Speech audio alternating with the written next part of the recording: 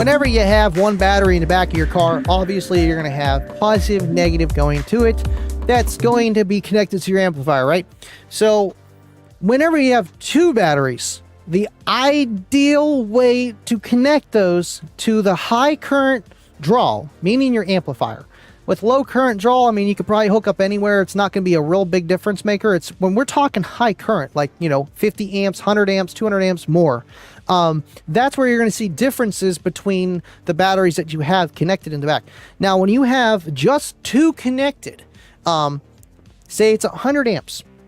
I'm going to look at this math because I think this math, yes, about that. So say you got two batteries and you're pulling 100 amps and you got one in the back and you got one in the front. And that one in the front has the charge wire from the alternator and the ground. And then you also have, it's your chassis. Then you also have your alternator hooked, or your amplifier hooked up to it. Sorry, just think of the amplifier. We don't need the alternator, just the amplifier's connected to it. But you got a battery here, you got another battery, and you're just connected to that front battery. That front battery is going to discharge more current than the one that's behind it, just because of the different resistance values with the batteries. One in, they're in parallel, but they're in series inside. You're lowering the resistance, which can help because there's more plate surface area. But to keep things simple, the one you have connected to is going to be able to discharge more than the other one, which is not really helping you at the end of the day, because you need all that power and you need both batteries. If one's not doing all the work, that's like your friend pushing a rock up the mountain and he's not pushing as hard as you. You're going to be able to tell a little bit of a difference, like you're doing all the work. And that's why you want to connect one positive to battery one and then the negative to battery 2, so it equals out that balance field. Now, 3 batteries or more, we're going to look at this chart. All right, so this is method 1, and this is literally what I was saying with the 2 battery setup. You have right here, this is your amplifier. You got your positive and you got your negative. See how these are all connected here? That's not the best way to do it if you're trying to get the best amount of power out of your rear battery setup, adding more than one in the back there.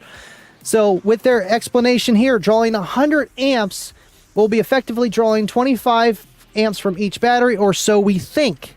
Right, because that current is going to be divvied up. The voltage is the same, so it's not going to whatever. It's going to balance and spread out the workload like you think. But that's why we're going to talk about the proper way to wire them. So down here, this is very important. Battery internal resistance. Interconnecting lead resistance. That's the problem.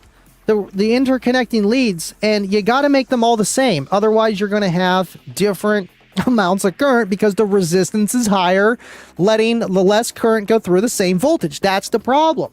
So this is what really happens. The bottom battery that is connected to the amplifier is going to give out the most, 35.9, 26.2 on the next, 20.4 on the next, and 17.8. That doesn't look balanced to me. And that is the problem. That is the problem if you just wire it that way. And you know what? I've done it. And I started messing around myself, and there is only this website that I have found like a year ago that gives this information. There's more. I'm going to show you how to do it the right way. Now, this is method 2. And this is kind of like how I was explaining with 2 batteries. When it's 2 batteries, there is no imbalance in between these middle ones here.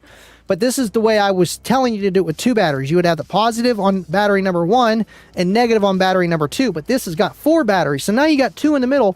Well, is that going to work? Well, yeah. But look, the bottom battery is 26.7 and the middle ones are 23.2 equally. Just because those resistant values between the 2 of those batteries are the same, but not for the outside batteries that are getting direct connect from the amplifier, just less resistance, and they're able to supply more power. So what is the right way? I don't suggest method 4. Yeah, I don't like method 4. Method 4 is a lot of wiring and you got to get it just right. I would tell you to do it this way. If you got more than 3 batteries in the back of your car and you want them to all do the same power, other than a bus bar and having it connected the way I told you, because then all those internal resistances are going to be the same, because the bus bar is it's the same between each one. That's the best. That's why they're great. Now with this, you're just going to have terminals on the outside of the battery, and each one of those wires got to be the same length to connect to those batteries, so the resistance is the same and so that they do the same amount of work together. That is the way to do it.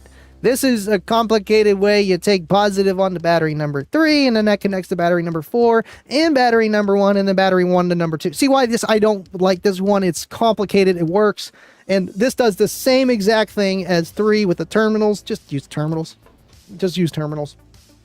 But this website is amazing.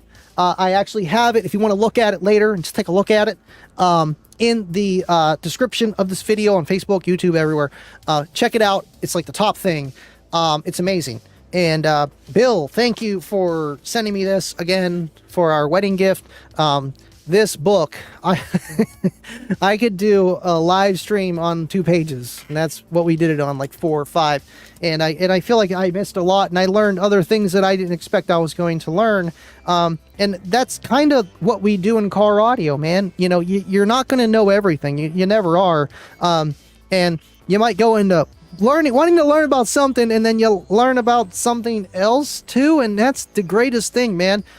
You know, you might be looking at your amplifier and you're wondering why, oh, I can't do this, and then you're like, oh man, I could do this with this power wire up here and get rid of that fuse and do this.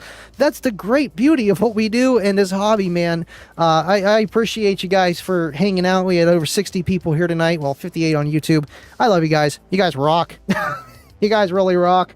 Catch the Livin Loud with Andy show every Tuesday and Friday, 8:30 or 10 o'clock Eastern. Smash the like and subscribe.